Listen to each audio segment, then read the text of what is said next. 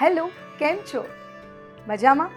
હું ખ્યાતિ આપની સાથે વાર્તાલાપ વાત ગુજરાતની વ્યક્તિત્વ પાછળના વ્યક્તિની સફરની.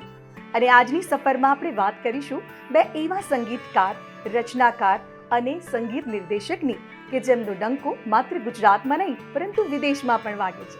તો આવો વાર્તાલાપ કરીએ ડોક્ટર શ્યામલ મુનશી અને સૌમલ મુનશી સાથે. વ્યક્તિત્વ ખુલશે, વ્યક્તિ ખિલશે, વ્યક્તિત્વ ખુલશે, વ્યક્તિ ખિલશે. આપ બંનેનું સ્વાગત છે. નમસ્તે. કેમ છો? ફાઇન, એકદમ મસ્ત, યસ, એકદમ સરસ. ફર્સ્ટ ક્લાસ, બરાબર. યસ. સૌથી પહેલા તો જ્યારે સંગીતની વાત આવે એટલે આ બંનેનું નામ સાથે જ બોલાય, શ્યામલ સૌમિલ, બરાબર. મારે ત્યાંથી જ શરૂઆત કરવી છે કે શ્યામલ સૌમિલ સાથે જ બોલાય છે, એવું કેમ? સૌમિલભાઈ પહેલા. અમે બંને ભાઈઓ છે અને આવું કંઈ પ્લાન નહોતું કર્યું, કારણ કે અમે આ ક્ષેત્રમાં આવ્યા એ પહેલાં અમે તો મૂળ આમ સાયન્સના વિદ્યાર્થીઓ. શ્યામલ Okay. ડૉક્ટર છે, હું કેમેસ્ટ્રી સાથે બીએસસી મેં કર્યું. અમારા નામ સાથે એક આરતીનું નામ પણ છે, પણ એ નામ બોલાતું નથી. પણ અમે કાર્યક્રમો આપતા ગયા, પોપ્યુલર થતા ગયા, એમ લોકો અમને શ્યામલ સૌમિલ તરીકે ઓળખવા માંડ્યા અને પછી અમે એને એવી એ રીતે ઓળખને બરકરાર ચાલુ રાખી રાખ્યું છે. છે. એ માત્ર ગુજરાત પૂરતી નહીં, વિદેશમાં તમારો ડંકો છે અને વસ્તુ. ફોનેટિકલી પણ એ બહુ સરસ લાગે છે, શ્યામલ સૌમિલ. એટલે એટલે જે વિસર્ગ હોય ને એના બે ટપકા હોય હા. અને ઉચ્ચાર એક જ થાય, હા. કોઈ બે ઉચ્ચાર નથી થતા. હા, એવું થઈ ગયું છે અમારું એકચ્યુઅલી. અદ્ભુત. એટલે એ કહેવાય ને કે જે રચનાઓની સાથે જોડાયેલા હોય એમને આ વાત સમજાવવી ન પડે. સાચી વાત ને? ડોક્ટર શ્યામલ મુનશી, હવે ડોક્ટર જ્યારે લાગ્યું એટલે ચોક્કસથી એવું કહેવાય, આપણે કહેવીએ છીએ કે ભણતર ને ગણતર બહુ જરૂરી છે, પણ તમે તો સંગીત ક્ષેત્રે જે રીતે આગળ વધ્યા છો, તમારી જે પ્રેક્ટિસ ચાલી રહી છે, એક તાલમેલની ખૂબ જરૂર પડે આમાં. કઈ રીતે? સાચું કહું તો આ બધું આમ સાહજિક રીતે થયેલું છે. હા. એટલે હું તો એને આમ તો એને ગ્રેસ ઓફ ગોડ તરીકે કહું છું કે ઈશ્વરની કૃપા હોય તો આ થાય. કોઈ એક માણસ ધારીને કરે તો કદાચ ના પણ થાય, કારણ કે એવું શક્ય નથી બનતું કે તમે 3-4 ક્ષેત્રમાં એક સરખી રીતે કામ કરી શકો કે જેથી એક ક્ષેત્રનું કામ બીજા ક્ષેત્રમાં અડચણરૂપ ના બને એવું સ્મૂથલી થવું એ ગ્રેસ ઓફ ગોડ છે, બરાબર. અને બધું છે ને એકદમ ઓછી ગતિએ સંતુલન રાખીને થયેલું હું એવું છે. પૂછી શકું કે તમને વધારે શું ગમે, સંગીત કે પછી તમારું ક્લિનિક? આ બહુ અઘરો પ્રશ્ન છે. હું કહેતો હોઉં છું કે સર્જરી એ મારી પત્ની છે અને સંગીત મારી પ્રિયતમા છે. અરે વાહ. એટલે હવે દરેક જણે નક્કી કરવાનું કે હવે એમાં શું. હા, એટલે પત્ની વધારે મેં પત્ની જવાબ- પાસે રહેવું ગમે કે પ્રિયતમા પાસે? એ દરેકે પોતાનું ઇન્ટરપ્રિટેશન કરવાનું. ના, પણ સાચું કહું તો મને બંને ગમે છે એકચ્યુઅલી. કારણ કે એમાં શું છે કે મારી સર્જરીનું ફિલ્ડ છે પ્લાસ્ટિક સર્જરી છે, કોસ્મેટિક એન્ડ રિકન્સ્ટ્રક્શન. બાકી હું સંગીત કરું, અમે લોકો કોમ્પોઝિશન કરીએ, ગાઈએ. આ બધા જ જે ક્ષેત્રો છે એમાં જે કોમન ફેક્ટર છે એ મને એટ્રેક્ટ કરે, મને ગમે છે. એવું નથી કે સર્જરી ગમે છે કે સંગીત ગમે કે કવિતા લખવી ગમે. ક્રિએટિવિટી મને ગમે છે. સર્જકતા એ મૂળભૂત રીતે મારો સ્વભાવ છે. એ પછી એ ક્લિનિક મને પર ગમે. હોય કે હા, પછી એ હોય, સ્વર કોઈ સેતુની પણ કોઈ ઓફિસ? પણ હોય. આ સિવાયની બી સર્જકતા નાની મોટી હોય તો મને પુષ્કળ ગમે. સૌમિલભાઈ, આરતીબેનને તમે તરત જ યાદ કરી લીધા. હું યાદ કરવાની જ હતી કે ભાઈ તમારો સંગીત સાથે નાતો છે ને તમે છોડ્યો જ નથી. તમારે તો જો વાત કરીએ તો તમારી તો સંગીત વત્તા આરતીબેન ઇઝ ઇક્વલ ટુ અર્ધાંગિની. બરાબર શું છે. કહેશો એ વિશે? બરાબર છે. હું એટલા માટે કે અમે શ્યામલ સૌમિલના નામથી જ્યારે અમને લોકો ઓળખવા માંડ્યા અને આરતી પણ અમારા જીવનમાં, અમારા સંગીત કાર્યમાં એવી રીતે ભળી ગઈ કે તમે આમ સંગીતનો સા એમ કહે ને, પહેલાં સા ગૂંથવો પડે, તો જ્યારે એ સા બોલાય છે ને તેમાં સૌમિલનો એસ છે અને આરતીનો એ છે. તો એવી રીતે અમે ભળી ગયા છે. અને નાનપણથી આરતી અમારી સાથે ગાતી હતી એટલે એ પ્રવાસમાં એ જોડાઈ ગઈ. અચ્છા, એટલે એક પર્સનલી કે ભાઈ તમે પસંદગી જે રીતે કરી હતી કે મારે સંગીતનો સાથ નથી છોડવો? ના, એવું પસંદગી માત્ર એ વખતે તો અમે કોલેજમાં હતા, ભણતા હતા. મેં કહ્યું એમ મારું સાયન્સ અને સંગીતમાં આવું પ્રસ્થાપિત થઈશું કે આવું પ્રોફેશનલી કામ કરીશું એવું સહેજ પણ વિચાર્યું નહોતું. એવું અમે આ તો ધીમે ધીમે યાત્રામાં પ્રવાસ ચાલુ થયો અને કેડી વિસ્તરતી ગઈ અને ખબર પણ ના પડી. એવું છે. અને આ પ્રવાસ તો અત્યારે ખૂબ આગળ વધી રહ્યો છે અને પ્રવાસ કહેવાય છે ને કે અવિરત હોય છે, જે વધતો જ જાય, આગળ ચાલતો જ જાય.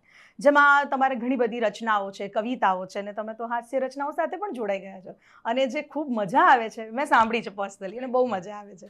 હવે વાત મારે હસ્તાક્ષરની કરવી છે. બંને પાસેથી આવીશ. પહેલાં શામિલભાઈ આપની પાસે, આ હસ્તાક્ષરનો વિચાર કેવી રીતે આવ્યો અને અત્યારે એમાં તમે કઈ રીતે પ્રયત્નશીલ છો? અમે છે ને કે શરૂઆતમાં તો બાળગીતોનો એક પ્રોજેક્ટ કર્યો હતો, મેઘધનુષ કરીને. એ પણ કોઈ કોમર્શિયલ બેઝિસ પર કરવો એવું કોઈ પ્લાન નહોતું. સૌમિલની દીકરી જ્યાં મળતી હતી ત્યાંની વર્ષગાંઠ નિમિત્તે બધા છોકરાઓને કેસેટમાં કંઈક રિટર્ન ગિફ્ટ તરીકે આપવું, એટલા નાના પ્રયોજન સાથે 3-4 ગીતો અમે રેકોર્ડ કર્યા. પછી અમને લાગ્યું કે આ તો બહુ સરસ વાત થાય છે, આવું કેમ થોડા છોકરા પૂરતું આ મર્યાદિત રહેવું જોઈએ, આપણે એને વ્યવસ્થિત રીતે કરીએ. તો પછી અમે એમ કરતા ગીતો ઉમેરાતા રહ્યા અને 39 ગીતો અમે રેકોર્ડ કર્યા. અને પછી અમે 2 કેસેટનું એક આલ્બમ કર્યું. પછી અમને વિચાર્યો કે એની સાથે પુસ્તક આપીએ, એની સાથે એક શબ્દચિત્ર પુસ્તિકા આપીએ. પછી એમ વિચાર્યું કે ટ્રાન્સલિટરેશન પણ આપીએ, એટલે ભવિષ્યમાં ગુજરાતી વાંચતા ના આવડતું એ છોકરાને પણ આમાંથી વંચિત ના રહે. તો એક મોટો પ્રોજેક્ટ થઈ ગયો.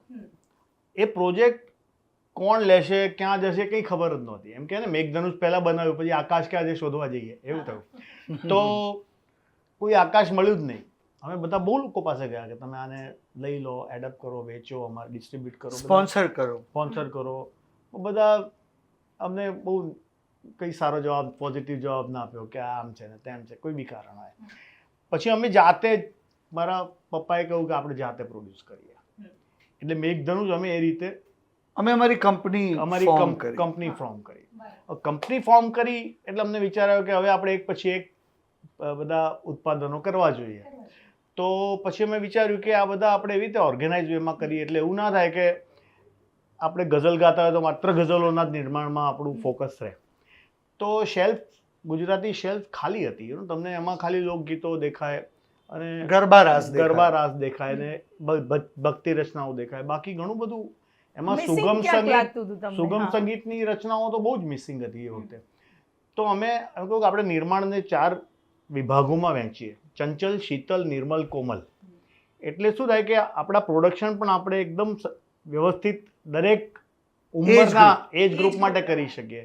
કે ભાઈ ચંચલમાં યુવાનો, શીતલમાં અમે સાહિત્ય રસિકો માટે, નિર્મલમાં ભક્તિ અને મનને શાંત કરે એવી રચનાઓ, મંત્ર, પ્રાર્થના, સ્તુતિઓ, અને કોમલમાં બાળકોને લગતા પ્રોડક્શન કરીએ. તો એમાં આમ થયું કે આપણે શીતલમાં એક આલ્બમ કરીએ કે જેમાં આપણે થોડા 6 જેટલા કવિઓને અમે પહેલા તબક્કામાં સિલેક્ટ કર્યા. શરૂઆતમાં એમ વિચાર્યું હતું કે તબક્કા ચાલતા રહેશે, પણ હસ્તાક્ષરમાં અમે 6 કવિઓને પસંદ કર્યા અને દરેકની 8-8 રચના કરીને આલ્બમ કર્યું. એટલે હસ્તાક્ષરની પ્રસ્તુતિ તો ખૂબ ધમાકેદાર રહી સોમિલભાઈ, અને એક હૃદયમાં, દરેકના હૃદયમાં એક અલગ જગ્યા બનાવી છે. અને હજુ પણ કંઈક વિચાર ચાલી રહ્યો છે એ વિશે? હવે અત્યારે મ્યુઝિક ઇન્ડસ્ટ્રી જે એ વખતે જ્યારે અમે નિર્માણ કાર્યનો પ્રારંભ કર્યો એ વખતે હતી ને અત્યારે એમાં બહુ જ આબ જમીનનો ફેર છે. એટલે હવે તો બધા solo album, solo song, single song, એટલે પછી એનું કમ્પાઇલ કરીને એવું હસ્તાક્ષર સ્વરૂપે મૂકી શકાય. પણ અત્યારે તો અમારો ધ્યેય એક રચના રેકોર્ડ કરીને એવી રીતે મૂકવાનો છે. એમાં શું છે, કેસેટ જતી રહી, પછી આવી પેનડ્રાઈવ, સીડી આવી, સીડીઝ પણ જતી રહી, પેનડ્રાઈવ પણ જતી રહી. હવે દરેકને પોતાનું મ્યુઝિક સાંભળવા માટે દરેક જણ સ્વતંત્ર છે પોતાના હાથના મોબાઈલમાં. એટલે જે ખૂબ સરસ વાત કરું, અહીંયા અટકાવીને તમને એ પૂછવા માંગુ છું કે દરેક ઉંમરની વાત કરી છે અને ઉંમર પ્રમાણે દરેકની એક ખામી અને ખાસિયત એ ખાસ તમારા શબ્દોમાંથી મેં વાત સાંભળી છે કે ખામી અને ખાસિયત દરેકના ઉંમર પ્રમાણે હોય છે. ત્યારે વૃદ્ધ અને વડની વાત જે તમે કરી હતી, કવિતા તમે જે રચી છે દાદાવાળી, કે જે થડ છે ને પછી દાદા વડ ને દાદાનું એક સ્વર, એ કવિતાના 2 શબ્દો થઈ જાય. દાદા છે ને મેં લખી હતી, એક શબ્દચિત્ર છે કે વૃદ્ધત્વની પરાકાષ્ઠાએ પહોંચેલા દાદા આપણે ઘણીવાર જોયા હોય કોઈક જગ્યાએ, તો એવું કોઈ ચિત્ર મારા મનમાં રહી ગયું હશે. તો મેં આખી એક થોડી લાંબી કવિતા છે, પણ એની શરૂઆત એ રીતે કરી હતી કે વડવાઈની વચ્ચે એનું ખોવાયું છે થડ. વાહ. વડવાઈની વચ્ચે એનું ખોવાયું છે થડ, એક લાકડી ઉપર ઊભો દાદા નામે વડ. ક્યાં વાત હે. એટલે ખૂબ સરસ. એ દાદાનું આખું જીવન અને એના પરની એક કવિતા મેં લખી છે. બહુ જ સરસ છે, એ મેં વાંચી છે આખી તમારી Thank you. કવિતા, ખૂબ સરસ છે. સૌમિલભાઈ, મારે તમને એ પૂછવું છે કે આપણે થોડી તમારી પર્સનલ વાત મને કરવાનો વધારે ઇન્ટરેસ્ટ છે. આરતીબેન નહોતી આવ્યા એટલે હું એમને બહુ મિસ કરું છું, પણ એ વસ્તુ છે કે તમને જ્યારે સુગમ સંગીત કે પછી ગરબાની વાત આવે, તમને ભાઈ એટલે કે શ્યામલભાઈ સાથે વધારે મજા આવે ગીત એમાં સ્ટેજ શેર કરવાની કે પછી આરતીબેન સાથે? સાચું કહેજો. હું સાચ કહીશ કે ઇન્ડિયાની ક્રિકેટ ટીમ હતી ને, એમાં 3 સ્પિનરો હતા. તમને કદાચ પહેલાની વાત કરું છું, અમારા બહુ મારે તો ઝોનર બારની વાત છે, તમે કહો એ વાત સાચી. એ જોરદાર ત્રિપુટી જેમણે વિશ્વમાં ભારતનો ડંકો વગાડ્યો. જ્યારે ક્રિકેટમાં આપણે હજી આમ આપણી ગણના નહોતી, એ વખતે 3 સ્પિનરો આવ્યા. એ ત્રિપુટી હતી, બેદી, બિશનસિંહ બેદી, ભગવત ચંદ્રશેખર અને પ્રસન્ના. હવે કોણ મેચ જીતાડતું હતું એ ખબર નથી, પણ ક્યારેક એટલે અમારામાં એવું છે.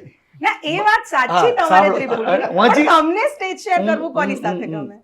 ધારો કે પ્રણય ગીત હોય, રોમેન્ટિક સોંગ, એ ગાવાનું હોય તો મને આરતી સાથે મજા આવે. ઓબ્વિયસલી. પછી અમારા જે પેપી ગઝલો છે, ગીતો છે, એ બધા ગાવાના હોય તો મને શ્યામલ સાથે. હું સાચું કહું તો હું શ્યામલ અને આરતી વગર અધૂરો છું. અમારે બધા 3 જણા એવું છે કે અમે 3 પાયાવાળી જે ટેબલ હોય ને, એમાં એક પાયો ના હોય તો એનું સંતુલન જ ના રહે ટેબલનું, એવું અમારું. અને આ એક ખૂબ સરસ વાત છે, ભલે એક ફેમિલીની પણ વાત છે, ક્યાંક તમારા જે સુમેળ તાલમેલની વાત છે. આ એક ભલે રમૂજીની વાત કરી કે સાચું કહેશો તમે, પણ આ ખરેખર એ વસ્તુ જાણવા માટે કે જે રીતે તમે કહ્યું કે 3 જણા એકબીજા વગર અધૂરા છો, અને સંગીતમાં પણ કંઈક એવી રીતનું છે. તમે અલગ અલગ રચનાઓ કરતા રહો છો, અલગ અલગ સ્ટેજ શો કરતા રહો છો, પણ જ્યારે હવે એક સમય એવો આવે કે ભાઈ અત્યારે જેમ કે એમની તબિયત થોડીક નાદુરસ્ત છે, પણ જ્યારે તમારે સ્ટેજ સંભાળવાની વાત છે ત્યારે તમે બંને જણા હો, કાં તો પછી આરતીબેન તમારી સાથે હોય, તો બધું ઓકે ચાલી જાય. હું હમણાં તમે જે વાત કરીને એના સંદર્ભમાં કહું છું કે દરેક વ્યક્તિની એક સ્ટ્રેન્થ હોય, તો અમે 3 એ જે સ્ટ્રેન્થ છે ને એનો સરવાળો કરીએ છીએ. એટલે ક્યાંક એવું નથી કે અમે દરેક સ્વરાંકન અમે જ્યારે કરીએ કે રેકોર્ડિંગ કરીએ ત્યારે અમે એક બાબત પર કે એના ઉપર એગ્રી થઈ જઈએ છીએ. લગભગ નથી થતા. તમે અમારે ત્યાં કોઈ કાર્યક્રમનું રિહર્સલ ચાલતું હોય, આગલે દિવસે ગ્રેન્ડ રિહર્સલમાં આવ્યા હો તો તમને કદાચ સવાલ થાય કે કાલે આ પ્રોગ્રામ થશે. ખરેખર કહું છું, અમારે એટલા બધા આર્ગ્યુમેન્ટ છે, એટલી બધી આમ દલીલબાજી, પણ એનો આશય કન્સ્ટ્રક્ટિવ, એનું જે નિષ્કર્ષ આવે છે ને, અમે એના માટે કન્સર્ન છીએ કે કોઈ સૂચન થાય તો એ અમને એક આગળ લઈ જાય છે એક દિશામાં. હવે સુગમ સંગીત અને અલગ અલગ સંગીતની જે રચનાઓ, કાવ્ય છે કે એલિમેન્ટ્સ કવિતાઓ છે, હવે હાસ્ય રચના તરફ પણ તમે આગળ વધી રહ્યા છો. એ રીતે ગરબા ખૂબ સરસ છે, ઘણી બધી એટલી બધી રચનાઓ. આપની મનપસંદ કઈ? શ્યામલભાઈ, આપનાથી શરૂઆત કરો. તમને સૌથી વધારે શું ગમે? ઓબ્વિયસલી મને સિંગિંગ, ગાવું પહેલાં ગમે, ગાયન પહેલાં ગમે. અને કેવું ગાયન કે ડિસ્ટ્રેક્શન વગરનું જે ગાયન હોય, કે આપણે નહીં, પહેલાં બેઠક થતી હતી કે જ્યારે કોઈ અપેક્ષા ના હોય શ્રોતાને, ફરમાઈશોનો મારો ના ચાલતો હોય, કે તમે કોઈ રચના નહીં ગાઓ તો કોઈને એમ થશે કે આ તો ના જ ગાઈ, કોઈ પોપ્યુલર રચનાઓની ડિમાન્ડ ના હોય. અને દરેક શ્રોતા પોતે, એક શ્રોતા એટલો બધો અદ્ભુત હોય કે એને સાહિત્યની, સંગીતની એના બધા જે ફાઇનર આસ્પેક્ટ છે એની સૂઝ હોય, અને ત્યારે જ્યાં બધું ઇન્સ્ટ્રુમેન્ટેશન બહુ વધારે હોય નહીં, બહુ જાગ જમાળ ના હોય, અને તમે હાર્મોનિયમ સાથે તબલા સાથે બેઠા હો અને શાંતિથી એટ ઇઝ ગાતા હો, એ ગાયન મને સૌથી વધારે પસંદ ઓકે, સૌમિલભાઈ આપને? હું શ્યામલની વાત સાથે એગ્રી છું કે જેમાં ગાયક કલાકારને એક મોકળાશ હોય. મોટા મોટા પ્રોગ્રામોમાં સ્ટેજની, લાઇટની, શ્યામલે કહ્યું એમ ઝાગ જમાળનું, બીજા બધાનું મહત્વ વધારે હોય. લાઇટિંગનું, એટાયરનું, સ્ટાઇલનું, જેસ્ચરનું, ઓડિયન્સ પણ ક્લેપ કરતું હોય અને એમ સાથે ઝૂમતું હોય, એ પણ એક એ મજા બરાબર છે, એ મજા છે. પણ જે ખરેખર તમે જે સંગીતની વાત કરો છો ને, એ ખાસ એક બેઠક, અમે એને બેઠક કહીએ, ચેમ્બર મ્યુઝિક, કે એક સીમિત હોય શ્રોતાઓ, પણ એક શ્રોતા એક મહેફિલ બરાબર હોય, અને ત્યાં ગાયકને જે ગાવાની મજા આવે ને, એ જ અમારે માટે સાચું સંગીત. એક ઓડિયન્સ તરીકે તો અમને એમ થાય કે તમે આ ગીત ગાઓ, જેમ તમે કહ્યું એમ ડિમાન્ડ હોય અમારી, પણ પોતાના માટે, એક સંગીતકાર માટે કયું સંગીત મહત્વનું, એની ખૂબ સરસ આપણે વાત કરી છે. અને આટલી સરસ શાંતિથી બેસીને તમને ગમે છે સુગમ સંગીત કે ગીતની વાત, પણ તમે જ્યારે ટેરિફિક ગુજરાતી ગીત મેં સાંભળ્યું અને જે અદામાં જોયું છે સૌમિલભાઈ, અરે માફ કરશું શ્યામલભાઈ, જબરજસ્ત મજા આવી ગઈ છે. તો બે શબ્દો કઈ ટેરિફિક ગુજરાતીના? જો આમાં છે ને ખ્યાતિબેન, બધું જ ગમે. તમે આ તો પૂછ્યું શું ગમે છે, એટલે બધા જ પ્રકારના પરફોર્મન્સ ગમે છે. કારણ કે અમે ગાયક, કોમ્પોઝર કે કવિ, હાસ્યકાર, આ બધા વિભાગો છે. બેઝિકલી અમે પરફોર્મર છીએ, અને પરફોર્મરનો અર્થ એ કે તમે જ્યારે સ્ટેજ પર હો ત્યારે તમારું આશય એ સામે બેઠેલાનું મનોરંજન છે, એન્ટરટેનમેન્ટ. હા, એ એન્ટરટેનમેન્ટ એ ખરાબ શબ્દ નથી, મનોરંજન એવો કોઈ એ હલકો શબ્દ નથી, કારણ કે બહુ અઘરું છે. માસને એન્ટરટેન કરવું બહુ અઘરું છે. હા, એટલે 5 જણા હોય ને એમને હું એન્ટરટેન કરું, અને 5000 હોય એને એન્ટરટેન કરું, એ બંને જરૂરી છે પરફોર્મર માટે. તો અમે એવા ઘણા પ્રોડક્શન્સ કર્યા, એવું ઘણું બધું કર્યું કે જે ઇવન યુવાનોને, આજના ગુજરાતી યુવાનોને પણ મજા આવે, કારણ કે એ મોટી ચેલેન્જ છે. જે લોકો સાહિત્ય સંગીતને જાણે છે ને અમારું જે જોનર છે એમાં એને માણે છે, એને તો એમને અભિભૂત કરવા કે એમને ખુશ કરવા બહુ સહેલા છે. પણ જે લોકો વિમુખ થઈ ગયા છે, બાળકો છે, યુવાનો છે, કે જે લોકોને આ સંગીત પ્રત્યે એક થોડી એક જાતની અવગણના કરે કે આમાં મજા નથી આવતી, કમ્ફર્ટેબલ નથી, એવા ઘણા લોકો છે. તો એ લોકોને એની માન્યતા બી તોડવી એ પણ એક આપણા એક સર્જક તરીકે આપણી એક ચેલેન્જ, પડકાર છે અને ફરજ છે બંને. તો એટલે મેં આ એક ટેરિફિક ગુજરાતી ને એમાં બધા રેપ સોંગ્સ લખ્યા હતા. એ ટેરિફિક ગુજરાતી અનફોર્ચ્યુનેટલી મારી પાસે શબ્દો નથી અત્યારે, અને એમને એમ ગાઈશ તો ભૂલ પડશે, તો બધા એમ થશે કે આ હમણાં જ ગાયું છે કે બીજાએ ગાયું. ટેરિફિક ગુજરાતી છે. તો એક બીજી એવી મેં ઘણા બધા રેપ સોંગ્સ લખ્યા છે આવી રીતે ગુજરાતી. બીજું કોઈ? એમાં એક બીજું મને જે ગમે છે ને, એ શું કહો છો કરીને છે. તો થઈ જાય. એ શું કહો છો અમારી ચેનલ પર છે, અને એ અમે કોરોના વખતે ખાસ રેકોર્ડ કર્યું હતું. કોરોના વખતે બહુ ટાઈમ હતો, ત્યારે એ આખું સેલ્ફ પ્રોડક્શન હતું, એટલે બધું જ એનું ઘરમાં થયું છે, મારા ડ્રોઈંગ રૂમમાં. ગ્રીન સ્ક્રીન શૂટિંગ, એડિટિંગ બધું હું શીખીને મેં કહું કે ચલો થોડું આમાં પાર્ટિસિપેટ કરું. અને એ વખતે મારી ઈચ્છા હતી કે આવું એક રેપ સોંગ કરીએ. તો મેં શું કહો છો એ કેચવર્ડ તરીકે પકડ્યો. ઘણાને એવી ટેવ હોય છે ને કે ખ્યાતિબેન બહુ મજા આવી, શું કહો છો, આ તમે બહુ સારું કામ કરો છો, વાર્તાલાપ, શું કહો છો. દરેક વાક્યને જોડે શું કહો છો આવે. તો આ મેં કેચવર્ડ મેં કહું શું કહો છો ને પકડી લીધો, અને યુવાનોને ગમતું એવું એક રેપ સોંગ લખ્યું. ઢીક ટાક ઢીક ટાક ઢીક ટાક ઢીક ટાક.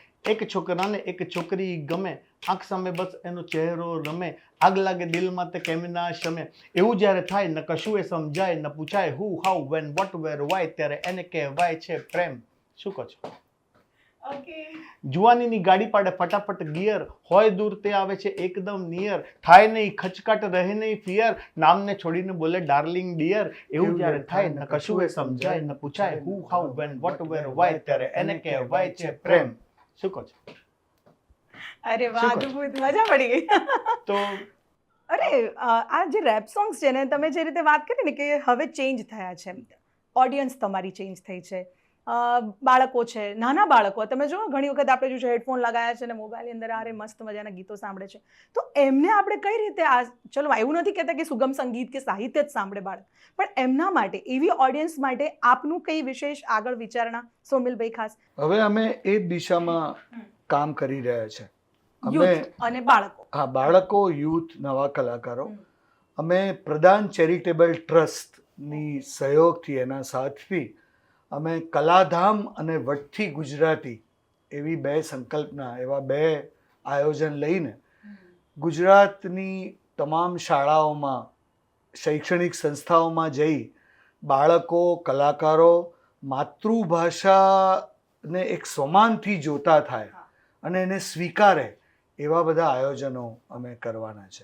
કારણ કે આજનું બાળક જો એને સાંભળશે જ નહીં તો આપણો આ જે ભવ્ય વારસો છે એ ભૂલાઈ જશે. એટલે પહેલી વસ્તુ શું છે કે લેંગ્વેજ, લિટરેચર નથી આપવાનું, અત્યારે એમને ભાષા આપવાની છે. એટલે ગુજરાતી ભાષા પ્રત્યેનું માન અને ગૌરવ જાળવવું એ એક ફરજ છે જે અને ઘરેથી કદાચ નથી આવતું. આપણી એવી માન્યતા ખોટી છે, હા, સોરી તમને ડિસેબલ, કે એ લોકોનો વાંક નથી, બાળકોનો વાંક જ નથી. આપણે એમ કે બાળકો બોલતા ના, ભાઈ તમે એમને વ્યવહારમાં ગુજરાતી ભાષા લઈ લીધી છે, તમે એમને ગુજરાતી ભાષાનું વાતાવરણ આપ્યું નથી. ઘરમાં, શાળામાં, સમાજમાં આ ચાર, આમ જેમ એક ટેબલનું બેલેન્સ 4 પાયા પર રહે છે, એ 4 પાયા શું છે? પેરેન્ટ્સ, એના વાલીઓ, સ્કૂલ, સમાજ અને મીડિયા. આ ચારેય પાયા જો પોતાની રીતે પોતાનું એક દાયિત્વ જાળવતા હોય તો એ જે ભાષાનું ટેબલ છે એનું સંતુલન જે આપણે આડું અડવું થયું છે એ ના લાગે. આ ચારેય જણા જ્યારે બાળકો અને યુવાનો માટેનું એક વ્યવહાર અને વાતાવરણ ઊભું કરશે તો આ ભાષા, હું નથી માનતો આપણે જે માની એટલી તકલીફ વાળી વાત છે. તમને શું લાગે છે, યુથ જે છે એ વળી રહ્યું છે કે હજુ વળશે આવનારા સમયમાં સુગમ સંગીત કે સાહિત્ય કે ગુજરાતી? વળી રહ્યું છે, વળશે. તમે કવિ સંમેલનોમાં જાઓ, એવા ઘણા બધા, એવી ઘણી બધી ઇવેન્ટ્સ થાય છે તો ત્યાં તમને યુથની હાજરી ચોક્કસ જોવા મળશે. અને એવું નથી, એ લોકોને હું સિમ્પલ એક લોજિકલ વાત કરું. ગરબા અમે ગાઈએ છીએ, ગુજરાતી જ હોય છે ભાષા, તો 15,000 યુવાનો ગરબે 3 કલાક ઝૂમે છે અને આનંદ કરે છે. ત્યાં તો ભાષા તો ગુજરાતી જ છે. તો ત્યાં એવું શું છે કે એ લોકોને ત્યાં કંટાળો નથી આવતો? એક વસ્તુ એ વિચારવાની. બીજું કે કોઈ સાઉથ ઇન્ડિયન સોંગ આવી જાય અચાનક, વાયરલ થાય, કે ભાંગડા પેટર્નના પંજાબી ગીતો આવે તો એમાં એમને આનંદ થાય છે, તો એ કઈ બાબત કરાવે છે? ત્યાં એમને ભાષા નડતી નથી. કદાચ એવું બને કે એમને કશું કોઈ એકે શબ્દ સમજાતો ના હોય તો પણ એમને મજા આવે છે, રાઈટ? તો એટલે એ લોકો વળી ગયા છે એવું નથી. આપણે એના વિકલ્પ રૂપે એવું કોઈ પ્રોડક્શન એમને આપતા નથી કલાકારો, કે ભાઈ એમને સમજાય એવી ભાષા, એમના રોજિંદા જીવનમાં એમની સંવેદનાને સ્પર્શ કરે એવા વિષયો, કનેક્ટ કરે એવા વિષયો, એવી રિધમ, આજનો સાઉન્ડ, આ બધું જે એમને એટ્રેક્ટ કરે છે. એમાં જ જો આપણી ભાષાના ગીત હોય તો પણ સાંભળે ને. એ વાત તો છે, પણ આપણે ક્યાંક માઇનસ પોઈન્ટની જો વાત કરીએ કે યુથ કે પછી બાળક પર, હું અત્યારે એટલા માટે ચર્ચા કરું છું કે અત્યારે આપણે જોયું છે કે જનરલી બધા જ લોકો સાથે જોડાયેલા છે, મોટા નાના સૌ કોઈને અત્યારે એક મોબાઈલ, સોશિયલ મીડિયા ખૂબ પસંદ છે અને એની અંદર જ્યારે આવતા ગીતો છે, કલાકારો છે, તેમની સાથે તેઓ જોડાતા જાય છે. ત્યારે અનુભવ, રસ ક્યાંક તમે કેવી રીતે જુઓ છો? તેમને શેમાં વધારે લાગી રહ્યો છે? અત્યારે તમે જે રીતે કીધું કે પ્રયાસ આપણે સતત બધાનો રહેતો હોય છે કે ભાઈ એ ઝોનર પણ આગળ વધે, જેમ કે ગરબા તો આપણે ગુજરાતના અત્યારે છે અને વિદેશ સુધી પહોંચ્યા છે, પણ એ યુથનો અનુભવ અને રસ જે છે એ ઓછો થવો કે વધવો એ શેના પર આધાર રાખે છે? એમને એક વાતાવરણ આપવું પડશે, એમને પહેલા બતાવવું પડશે, એમને બારી ખોલી આપવી પડશે. તમારે એ લોકો નહીં આવે. અમને એવું લાગ્યું કે કલાકાર તરીકે અમારા થિયેટરમાં અમુક જ ઉંમરના લોકો આવે છે, તો અમને એવો વિચાર આવ્યો કે ભલે એ લોકો ના આવે, આપણે એમની પાસે જઈએ. એ કેવી રીતે? તો અમે લોકોએ ઓલરેડી અભિયાન શરૂ કર્યું છે. અમે હમણાં ભરૂચ એક શાળામાં ગયા, અમે અમદાવાદની કેટલીક શાળાઓમાં જઈને બાળકોને ટ્રેનિંગ આપી અને આખું 250 છોકરાઓએ પરફોર્મન્સ કર્યું. કોઈ શિક્ષક હતો નહીં સ્ટેજ ઉપર અને એ લોકોને સ્ટેન્ડિંગ ઓવેશન મળ્યું.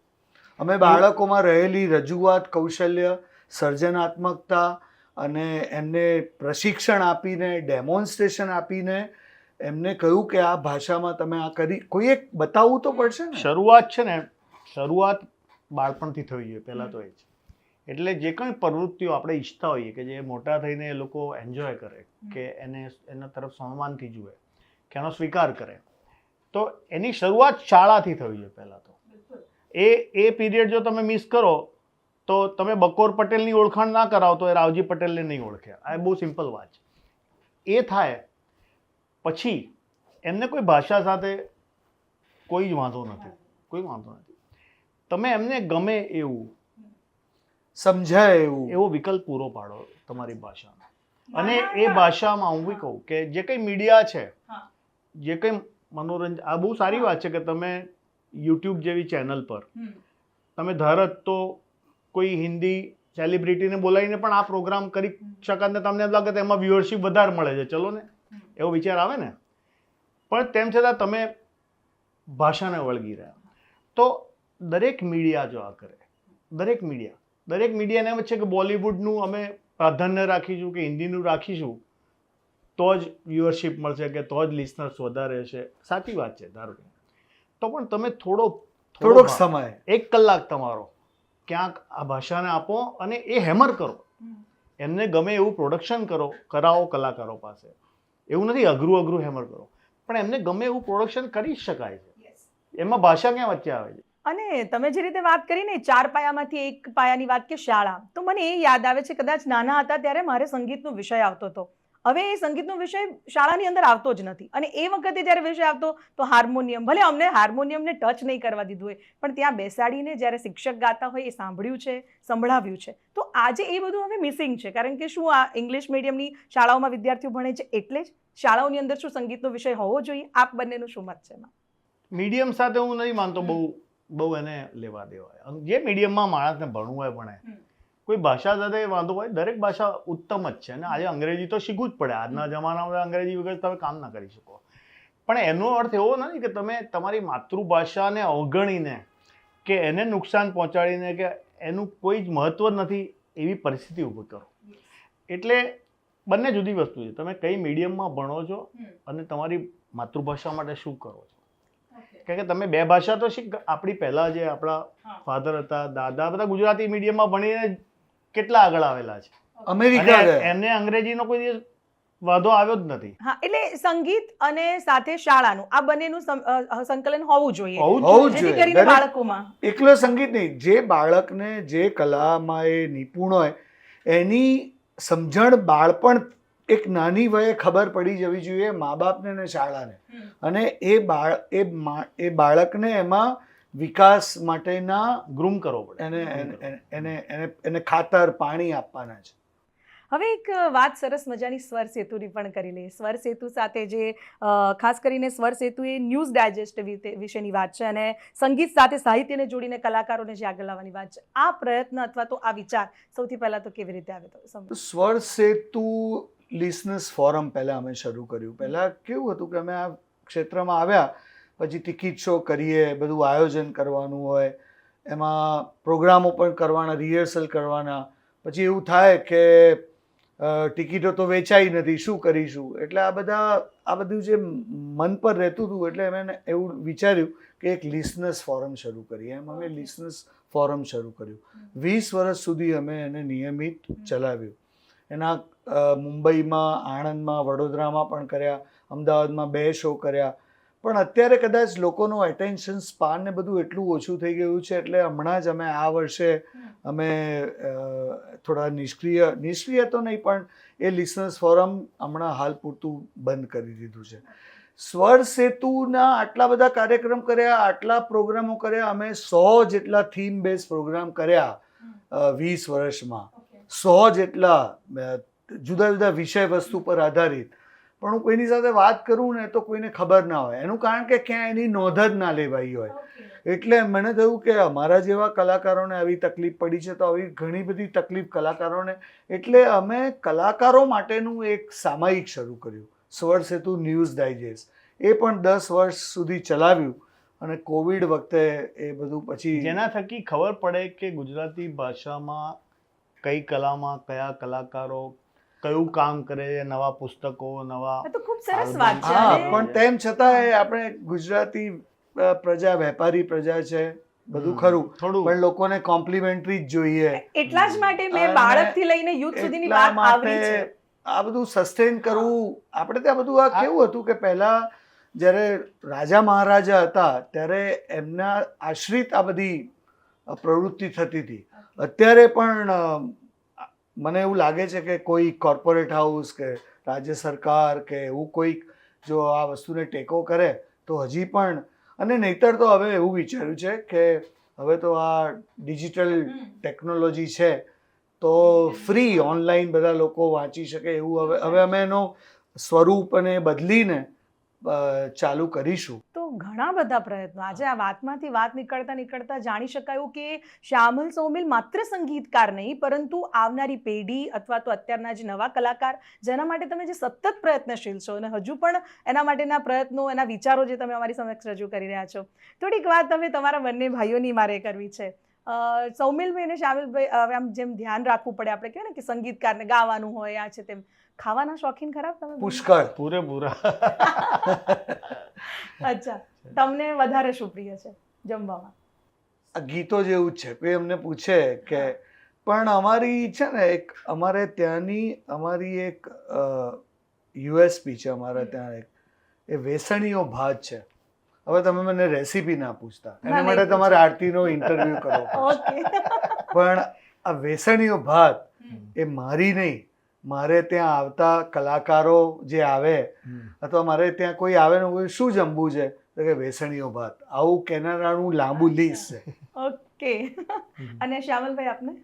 મને તો આઈ એમ ફૂડી બહુ ગજબ, પણ મને છે ને શ્યામલ તો બનાવે છે પણ બહુ સરસ. બસ એના પર જ આવવાની હતી. તમે તો કહી દીધું રેસીપી પૂછતા રહે એટલે ત્યાં મારું બંધ થઈ ગયું. પણ મારે એ પણ જાણવું હતું કે ખાલી જમવાનો અને સારું સારું મતલબ જમવાનો શોખ છે કે બનાવો પણ છે? ના, બનાવવાનો બી શોખ છે. એટલે સર્જક તરીકે તમે લોકોને નહીં, પૂરેપૂરા લોકોને સર્જક. બનાવવાનું નહીં, ખાવાનું બનાવવાનો શોખ છે. અને એ મને કોરોના દરમિયાન એ શોખ પાછો જાગ્યો, કારણ કે મારી પત્ની સિવિલમાં પીડિયાટ્રિશિયન ડૉક્ટર છે. એ કોરોનામાં તો એ લોકોને જવું પડતું હતું. હું પ્લાસ્ટિક સર્જન છું એટલે મારું કામ નહીવત થઈ ગયું હતું. એટલે સવારે કોઈ રસોઈયા અને બધા તમે જાણો છો નોકરો બધા તો હતા જ નહીં કોઈ, એટલે દરરોજ શું ખાવું સવારે એનો એક મોટો પ્રશ્ન રહેતો. એટલે હું દરરોજ એક રેસીપી નક્કી કરતો કે આજે આપણે યુટ્યુબમાંથી કે ગમાંથી એનો અભ્યાસ કરીએ અને પછી એના પર એક્સપેરિમેન્ટ કરીએ. અને એમ કરીને દરરોજ હું એક રેસીપી બનાવતો ગયો. એકચ્યુઅલી એમાં એક ધારો વણેલા ગાંઠિયા બનાવવાનું પણ મને એક ક્યાં વાત હે! અને એમાં એટલી બધી તકલીફ સાથે પછી મને સફળતા મળી. અમારી પત્ની મને ડિસ્કરેજ કરતી હતી કે આમાં તું ના પડીશ, આ આપણું કામ નથી. પણ મેં કહ્યું ચલો આ ટાઈમ એટલે સફળ થયો તો એ પ્રયોગ. અને એનો એટલો બધો ફાયદો ના પણ સફળ થયો. અને એનો ફાયદો એ થયો કે કોઈક રવિવારે અમારે એને ત્યાં સવારથી જવાનું અને અલગ અલગ કોર્સ પ્રમાણે શ્યામલ નાસ્તાથી શરૂ કરે અને અદ્ભુત, બહુ સરસ વાત છે. એટલે એક સંગીતકારની પાછળ અમે અમારું જે વાર્તાલાપનું જે મેઇન છે ને એ જ છે કે વ્યક્તિત્વ પાછળની વ્યક્તિ. મેં તમને કહ્યું ને, મને જે અટ્રેક્ટ કરે છે ને ક્રિએટિવિટી. યસ, સર્જક તરીકે ખૂબ સરસ છે શ્યામલભાઈ, ખૂબ સરસ વાત.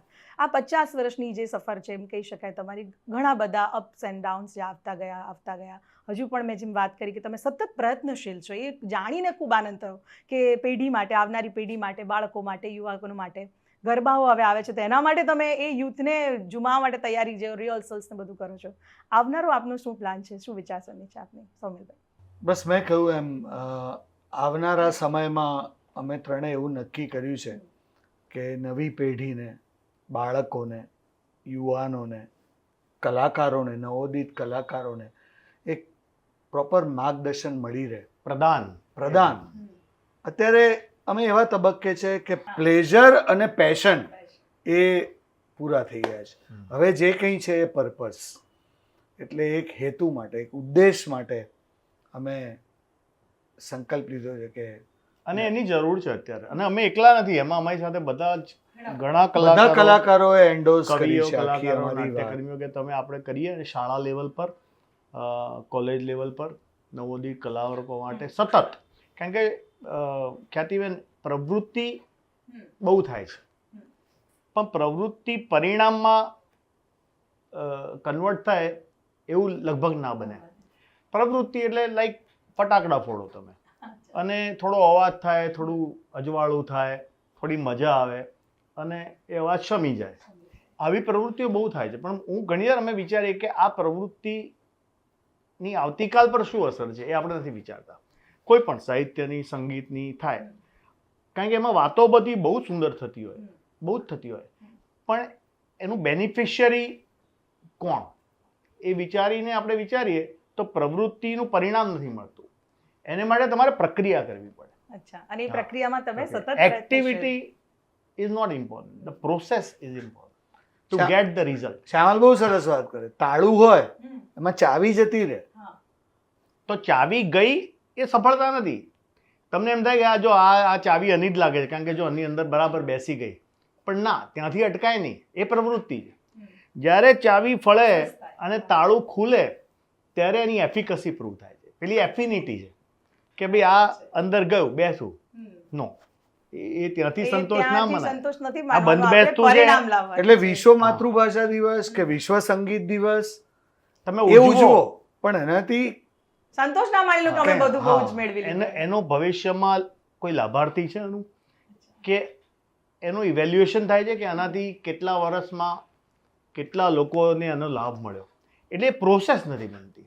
અને અમે આ જે કામ કર્યું છે, એનો અમે જે રોડમેપ તૈયાર કર્યો છે, એ ગુજરાતી ભાષાને બાળકો સુધી, યુવાનો સુધી, નવોદિતો સુધી લઈ જવાની એક કલેક્ટિવ એક પ્રોસેસનો અમે પ્લાન કર્યો છે. અને હવે આપણે જ્યારે વાર્તાલાપમાં ભેગા થયા જ છીએ અને શ્યામલભાઈ હોય, સૌમિલભાઈ સાથે હોય, તો પછી આ બંનેના સાથે એક સ્વરમાં મને ખૂબ સુંદર મજાની એક રચના સાંભળવાનું મન છે. તું કે થોડીક દલીલ કરી લો, વાંધો નહીં, અમને પણ આજે જોવા મળે. સૌમિલ કે લક્ષ્મીજી હા, ચલો.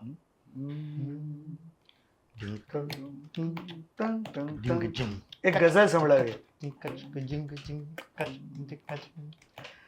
લક્ષ્મીની જેમ જ લાગણીઓ ગણે છે, આ માણસ બરાબર નથી.